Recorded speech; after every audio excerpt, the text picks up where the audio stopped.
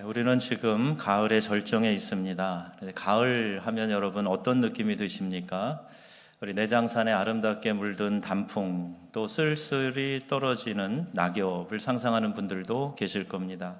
그래서 가을을 영어로 떨어진다는 의미를 가진 fall이라는 단어로 부릅니다. 나무에 달려있는 낙엽도 참 예쁜데 땅에 떨어져서 쌓인 낙엽도 참 멋집니다. 그런데 수험생을 가진 가정에서는 떨어진다는 말을 하기 싫어해서 이렇게 표현한답니다. 낙엽이 바닥에 붙었어. 이렇게 이야기를 한대요.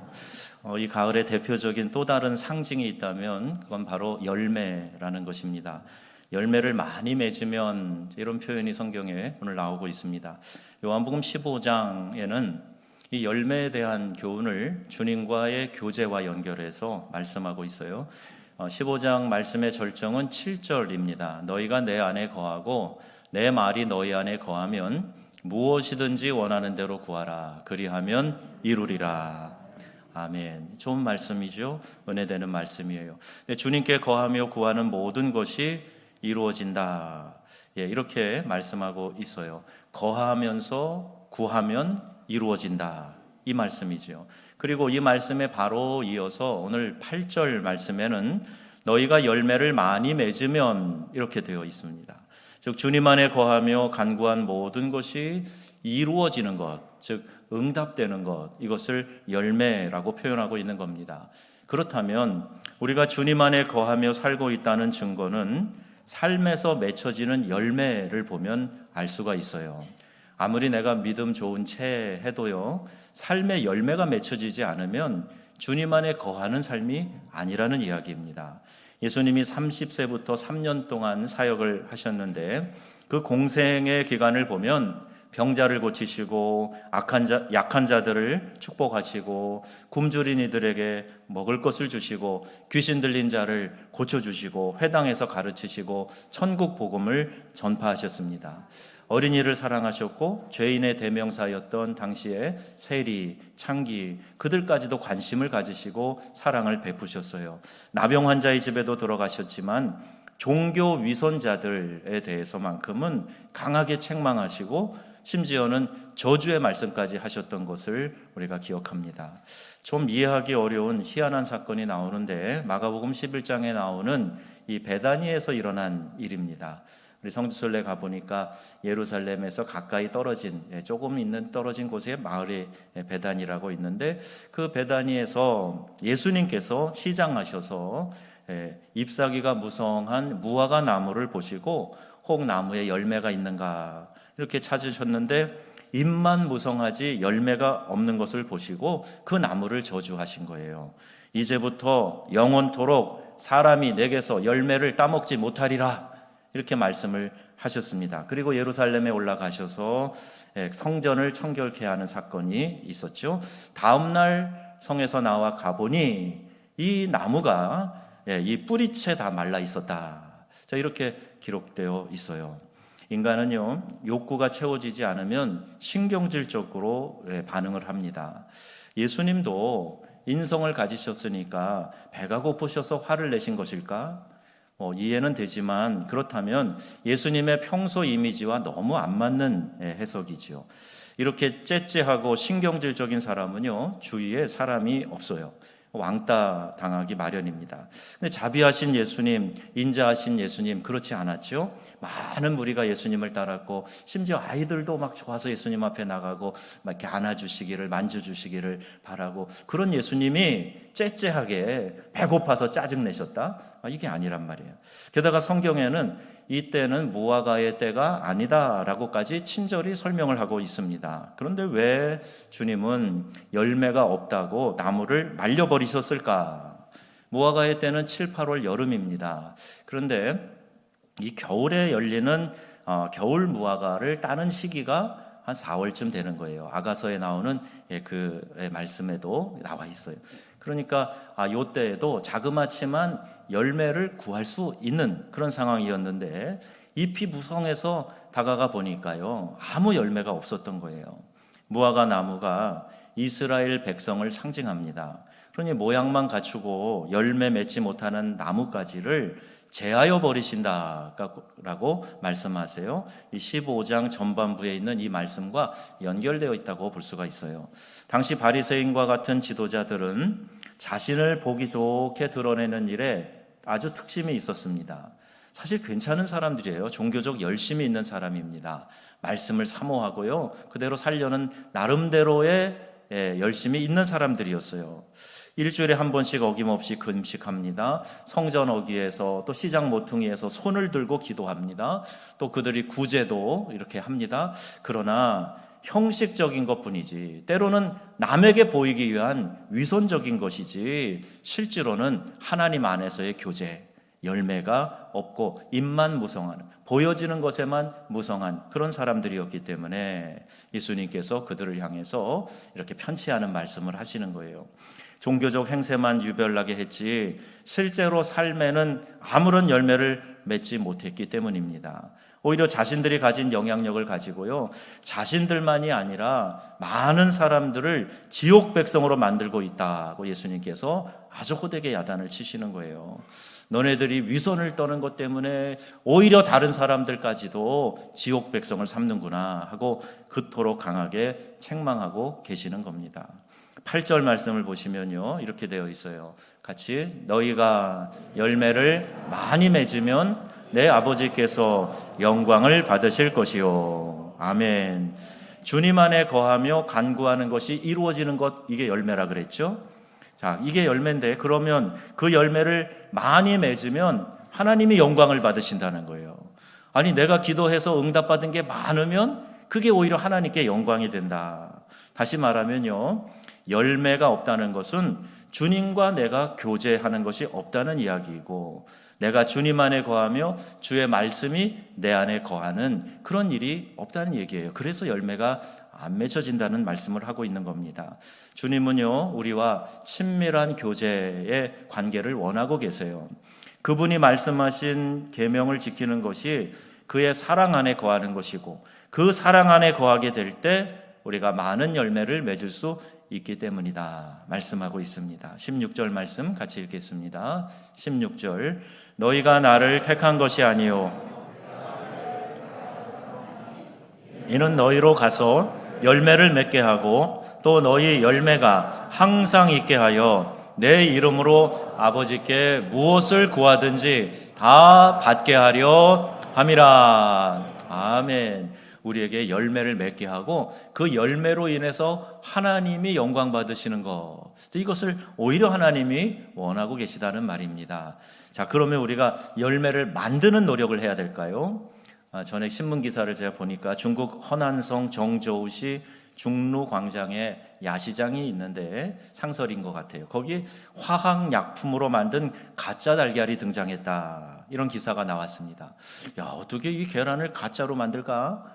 보니까요, 주 재료가 나오는데 해조산 나트륨, 레몬 색소, 염화칼슘, 탄산칼륨, 이런 걸 가지고 만든다는 거예요. 정저우 시내에만 하루에 3,000개, 4,000개의 이 가짜 달걀이 팔렸다는 겁니다. 이 제조 원가가 얼마냐? 1kg당 0.55 위안, 약 68원이래요. 그래서 닭이 낳은 달걀보다 적게는 10배, 심지어는 20배 폭리가 가능하다는 거예요. 문제는 이 가짜 달걀을 장기간 섭취할 경우에 기억력 감퇴, 치매 등을 겪을 수 있는 그런 부작용이 있대요. 요즘 기억이 가물가물하십니까? 국내산을 많이 이용하시면 될 것 같아요. 그런데요, 알은요, 생명을 창조하는 열매 아닙니까? 열매 맺는다고 해서 이렇게 엉뚱하게 열매 만드는 노력을 하라는 것이 아닙니다. 후기 인상파 화가들이 그린 정물화를 보면 진짜 같아요. 사과, 과일 접시에 올려놨는데 진짜 사과 배가 거기 있는 것 같아요. 우리 전주에 사시는 유재현 화가가 파리에 오셔서 종종 전시회를 했는데, 이분은 숲을 그렸어요. 숲. 그래서 전시회 그 공간에 들어가 있으면 어느 숲 속에 들어와 있는 것 같더라고요. 그런데 실제로는 그건 실체가 아닌 거죠.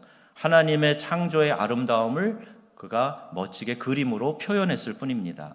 사과를 내가 만들 수 있나요? 감을 내가 만들 수 있나요? 만들 수는 없어요. 그릴 수 있는 거지. 우리가 나무의 열매를 맺게 하는 데 있어서 그 나무에 가지가 붙어 있기만 하면 저절로 그 가지에서는 열매가 맺을 수 있는 이 환경이 조성되어 있는 거예요. 마태복음 7장 16절 17절 말씀입니다.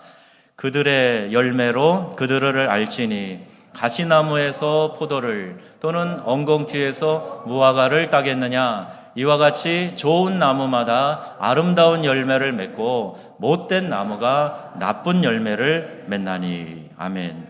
좋은 열매를 맺는 방법이 있다면 그것은 참 포도나무이신 주님께 우리가 가지가 되어 거기 붙어 있는 일이에요. 내가 주님 안에 거하고 주님의 말씀이 내 안에 거하게 되면 그때 아름답고 탐스러운 열매가 맺히게 되는 줄로 믿습니다. 인간은 누구나 내가 노력해서 스스로 열매를 맺으려고 시도를 합니다.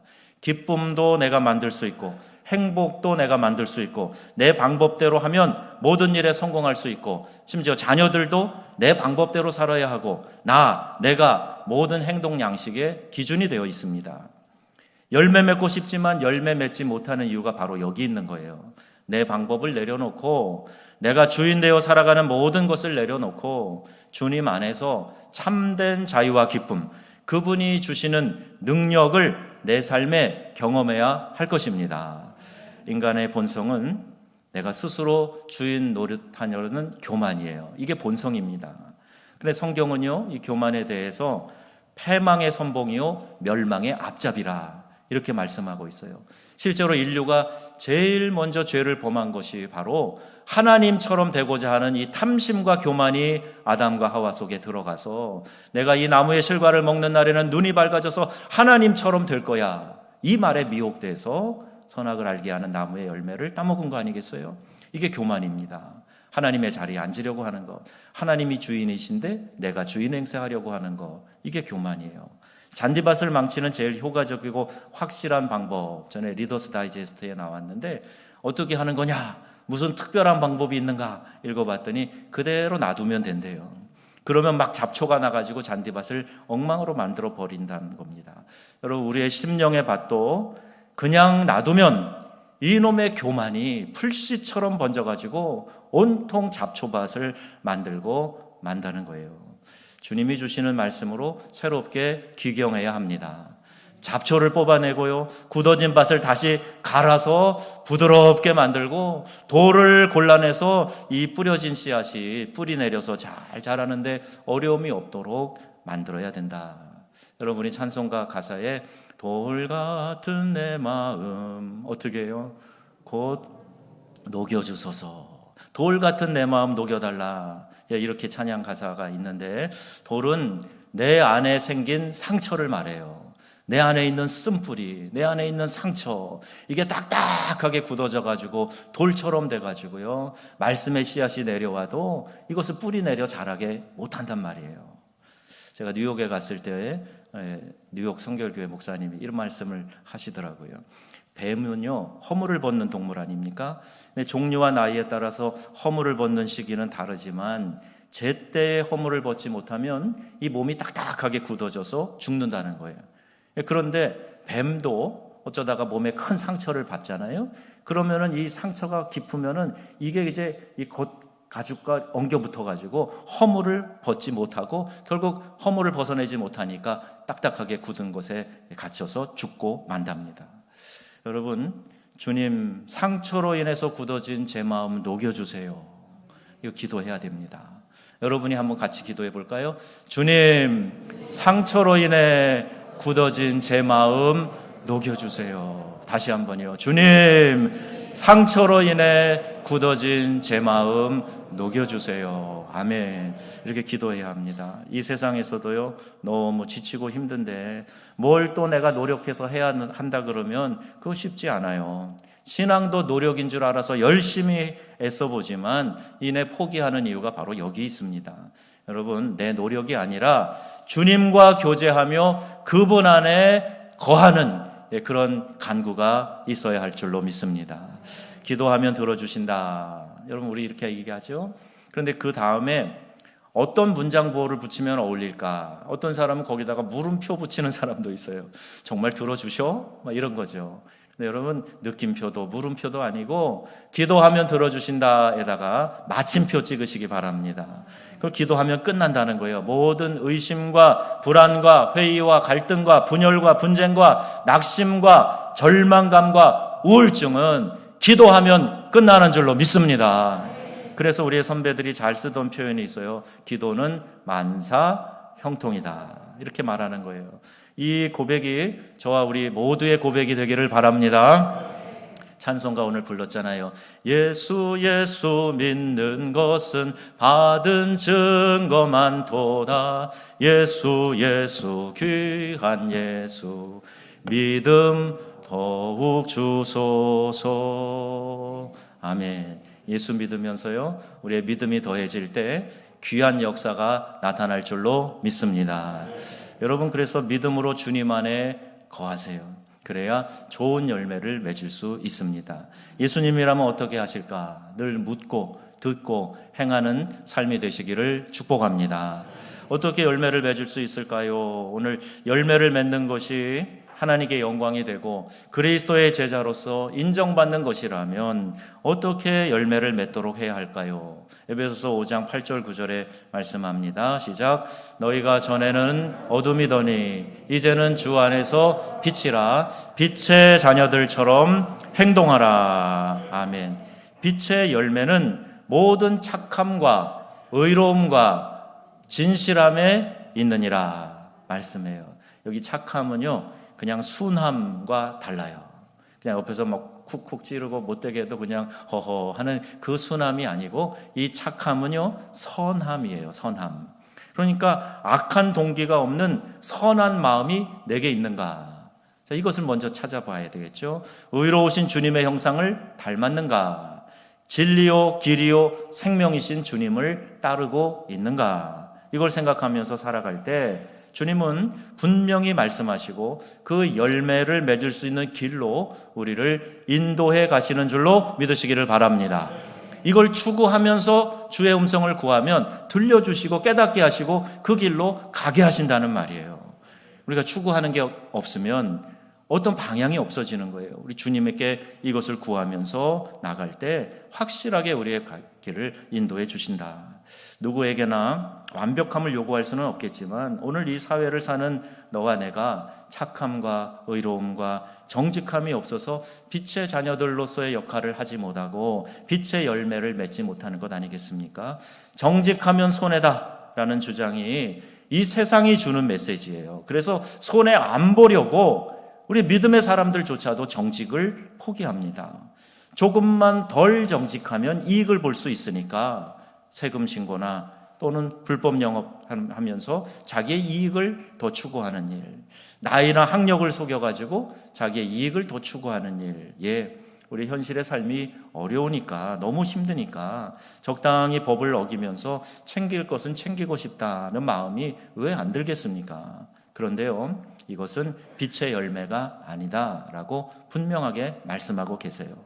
사자굴에 던져진 다니엘, 나쁜 신하들의 간교한 계략으로 지금부터 30일 동안 다리오 왕 외에 그 누군가 다른 신에게 구하면, 무엇이든지 구하면 사자굴에 던져 넣는다라는 명령이 내려졌어요. 왕의 도장이 찍혀 있는 것을 확인했습니다. 그런데 다니엘은 집에 돌아가서 늘 하듯이 여상이 다시 또 다락방의 창문을 예루살렘을 향해 열어놓고 전에 하던 대로 하던 방식대로 하루 3번씩 무릎을 꿇고 기도했어요. 여러분, 지금 다니엘이 한 이 행동에 대해서 여러분 어떻게 평가하고 싶으세요?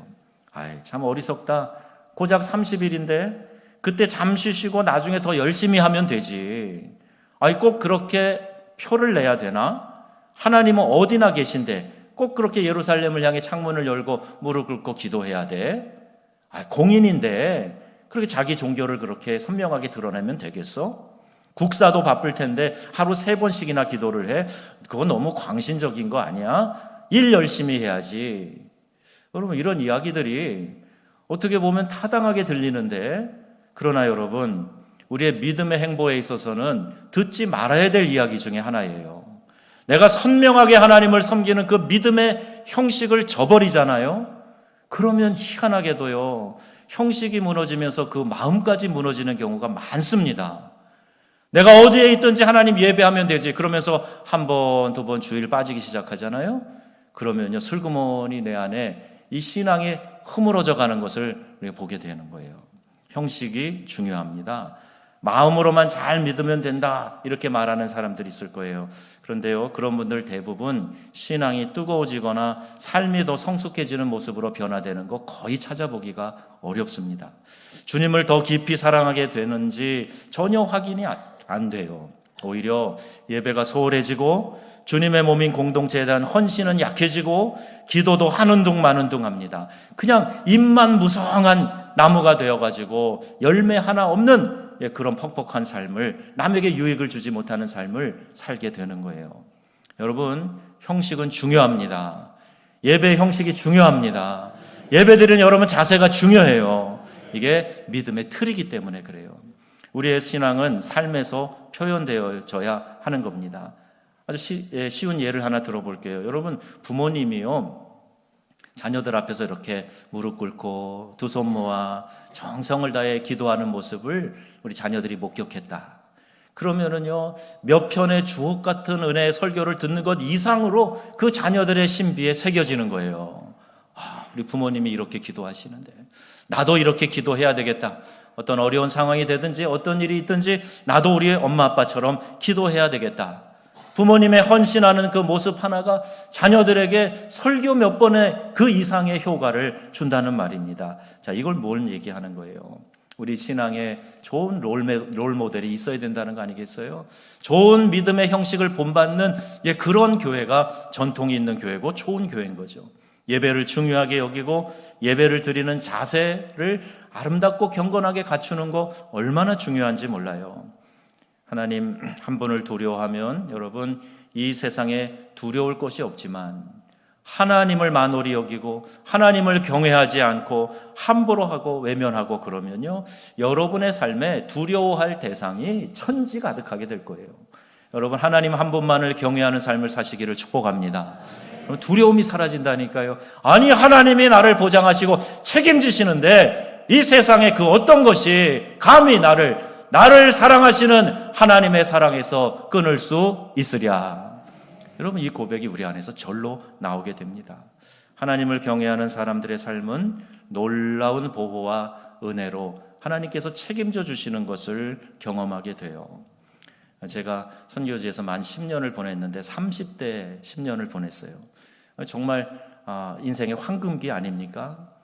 크게 자란 것 없지만 그러나 그 시기에 그 어려운 오지에서 아프리카에서 살아냈던 것이 정말 하나님의 은혜요. 하나님 보시기에 참 그게 기특해 보이셨던가 봐요. 사역 가운데에도 참 어려운 일들, 수없는 사고와 질병과 위험, 또 위협들도 있었어요. 그러나 그 모든 상황에서 하나님께서 놀랄 만한 보호의 은총으로 함께 하셨던 것을 수없이 경험을 했습니다. 여러분, 하나님 앞에 여러분이 기특해 보이시면, 하나님을 사랑하고 그 마음 안으로 여러분 들어가시면 하나님이 여러분의 인생을 보호하시고 책임져 주실 줄로 믿습니다. 그것이 우리에게 주어진 특권이에요. 마치 사자굴에 던져진 다니엘을 보호하시기 위해서 밤새도록요, 전 그 사자굴에 있었던 그 다니엘뿐만 아니라 사자들을 한번 생각을 해봤어요. 천사들이 다니면서 이 사자들 경고했을 거 아니에요. 입을 꽉 틀어 막았든지 아니면 이렇게 위협을 했든지 사자들이 끙끙대기만 합니다. 배는 고프지, 냄새는 나지. 그래도 어찌할 줄 몰라가지고 있었던 그 사자굴의 상황을 한번 생각해 봐요. 여러분, 그 어떤 위험에 있어도 하나님을 사랑하는 자, 그 뜻대로 부르심을 입은 자들에게는 모든 것이 합력하여 선을 이룰 줄로 믿습니다. 이것이 로마서 8장 28절 우리에게 보장의 말씀으로 주신 것이죠. 빛의 자녀가 맺는 열매, 착함, 의로움, 진실함은 우리가 추구해야 될 마음의 자세예요. 그러한 마음으로 주님과 동행하면 우리 안에 찾아와 계시는 주님이 이러한 성령의 열매들을 주렁주렁 맺게 해주신다는 겁니다. 갈라디아서 5장 22절 말씀이에요. 함께 읽겠습니다.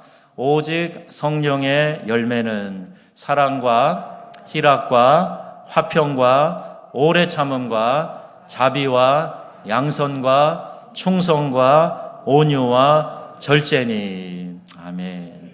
착함과 의로움과 진실함을 추구하는 마음의 자세를 가지고 내가 가지되어 포도나무이신 예수님에게 붙어 있겠다라는 마음만 가져도 하나님 안에서 그 은혜의 수액이 올라오고 양분이 올라와서 저절로 과실이 맺혀지게 된다는 말씀입니다. 그 목표와 방향을 잘 정하시면 돼요. 말씀 안에서, 주님 뜻 안에서 착함과 의로움과 진실함으로 살겠다 하는 마음의 자세로 주님께 딱 붙어 있으면 우리 하나님이 이와 같은 열매를 맺게 해주실 줄로 믿습니다. 참 포도나무에 접붙임된 가지처럼 내가 주님 안에, 주님이 내 안에 있으면 많은 과실을 맺는다. 구하는 대로 하나님께서 응답해 주신다. 그러나 주님을 떠나서는 아무 열매도 맺을 수 없다. 아무것도 할 수 없다. 오히려 바짝 말라 비틀어진 가지처럼 밖에 버려져 사람들에게 밟히고 불쏘시개가 될 뿐이다 말씀하고 있어요. 그럼 어떤 삶을 사시겠습니까? 한 번 사는 인생인데 우리 중에 누가 아무 열매도 없이 보람과 기쁨도 없이 살고 싶은 사람이 누가 있겠습니까? 주님이 우리에게 열매 맺는 길을 말씀하고 계시잖아요. 여러분이 결실의 계절 가을에 열매 맺는 삶을 살 수 있도록 우리 주님과 깊은 교제 나누시기를 바랍니다. 착함과 의로움과 진실함, 이걸 마음의 자세로 삼고 성령님께서 내 삶에 맺게 해주시는 열매들을 맺어가는 삶이 되시기를 축복합니다. 11절 말씀 같이 봅니다. 내가 이것을 너희에게 이름은 내 기쁨이 너희 안에 있어 너희 기쁨을 충만하게 하려 함이라. 아멘. 얼마나 이 말씀이 은혜롭고 감사한 말씀인지 몰라요. 내 기쁨을 너희 안에 주겠다는 거예요. 너희 안에 이 기쁨을 충만하게 하려고 내가 이 말을 하고 있다 말씀하고 있어요. 주님과 함께 하여서 열매 맺는 삶을 살기로 작정하는 저와 여러분에게 주님께서 주시는 참된 기쁨이 이 가을에 넘쳐나게 되시기를 우리 주 예수님의 이름으로 축원합니다.